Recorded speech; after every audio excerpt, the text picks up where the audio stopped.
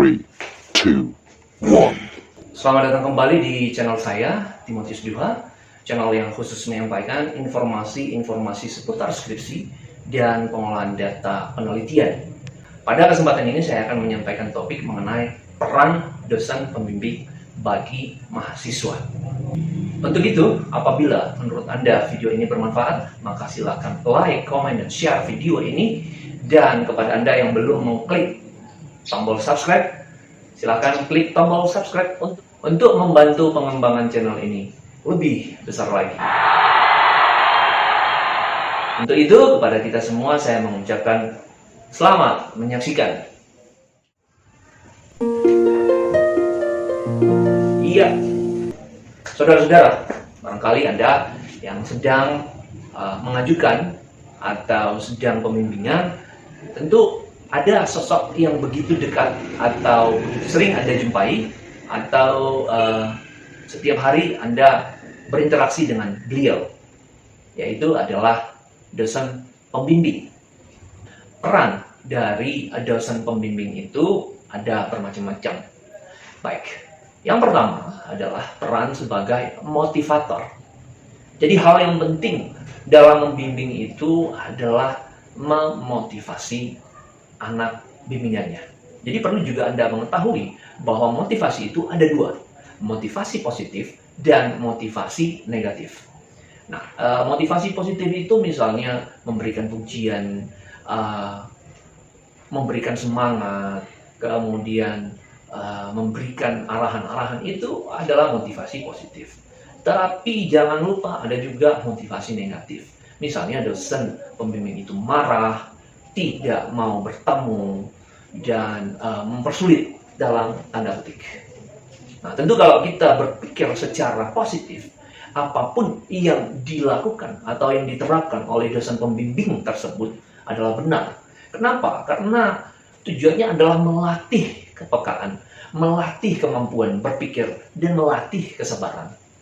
Jadi, apapun yang dilakukan dosen, baiknya mahasiswa itu tidak mempersalahkan dosen pembimbing. Saya tidak mengatakan bahwa dosen pembimbing itu memiliki kebenaran mutlak, bukan begitu. Tetapi mahasiswa harus sadar posisinya sebagai orang yang meminta. Meminta itu di bawah, dan yang memberi itu di atas. Jadi jangan yang meminta berada di atas. Jadi itu ya.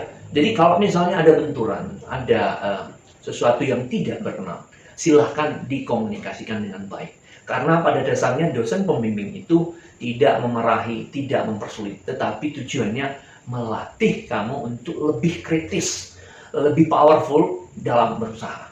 Kadang-kadang kalau mahasiswa yang sudah ditekan, dimarah sedikit, maka dia akan malas untuk bimbingan. Ya, 1 bulan, 2 bulan tidak mau bimbingan. Yang rugi itu bukan dosen pembimbing, tetapi adalah mahasiswa itu sendiri. Ya, jadi rajin-rajinlah untuk melakukan komunikasi dengan dosen pembimbingmu. Baik, peran yang kedua dari seorang dosen pembimbing adalah pengarahan. Ya, jadi sebagai dosen pembimbing itu dia mengarahkan. Ya, kamu yang membuat, lalu dia mengarahkan. Oh, ini loh, kalau yang di sini teruskan ke sini. Kalau yang ini salah diperbaiki. Ya, saya pikir ini yang kamu tulis ini tidak ada kaitannya dengan teori. Silahkan cari teori yang lain. Jadi pada dasarnya pada saat pembimbingan, dosen pembimbing itu adalah melakukan tindakan pengarahan. Ya, jadi 70% skripsi itu dibuatkan oleh mahasiswa, dan 30%-nya lagi adalah dukungan, input dari dosen pembimbing. Jadi benar tidaknya skripsi kamu itu tergantung kamu mempertahankannya. Apabila dosen mengatakan salah, lalu asumsi kamu mengatakan benar, sampaikan. Jangan sampai terjadi clash atau benturan. Makanya saya bilang dari awal tadi, komunikasikan. Misalnya dosen mengatakan ini ganti judul, ganti variabel, ganti lokasi penelitian. Sampaikan, komunikasikan alasan-alasan yang mendukung Anda mempertahankan judul tersebut, mempertahankan lokasi tersebut, mempertahankan variabel-variabel penelitianmu. Sehingga dosen juga tahu. Ya, baik. Yang ketiga, peran dari dosen pembimbing itu adalah teman akrab. Ya, saya katakan teman akrab. Ya, awal mula saya menjadi seorang pembimbing juga. Ya, Tidak mudah memang, ya, banyak ilmu yang saya tidak punya. Nah, di zaman digital yang maju yang sekarang ini, bisa saja mahasiswa lebih pintar dari dosennya. Nah, sebagai seorang teman itu saling melengkapi. Apabila dosennya kurang mengarahkan, maka mahasiswa memberikan input. Bukan mengajari dosen pembimbing loh, bukan. Tetapi memberikan masukan atau input yang berguna bagi skripsi kamu. Saya katakan tadi, teman akrab itu adalah teman yang saling mengisi, saling melengkapi. Jadi tidak semua ilmu itu berasal dari dosen. Ya, Anda juga bisa menyampaikan, Pak, menurut saya begini, yang saya baca begini, ada ilmu yang saya dapatkan dari sini loh sumbernya, Pak. Dan yang Bapak sampaikan itu tidak sesuai dengan yang di sini. Mari kita cross check. Jadi tidak mempersalahkan dosennya, tetapi lebih kepada perbaikan. Oke. Baik, kemudian peran dosen yang berikutnya adalah sebagai korektor. Nah, ini banyak ya terjadi di Indonesia ya. Sebagai korektor, mahasiswa datang bawa skripsi, Pak, ini skripsi saya, iya ya, taruh aja di meja. Nanti 2 hari lagi ambil ya.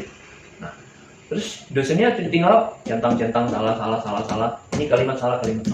Lalu connect ke mahasiswanya, SMS atau WA ke mahasiswanya, ini skripsi kamu ambil.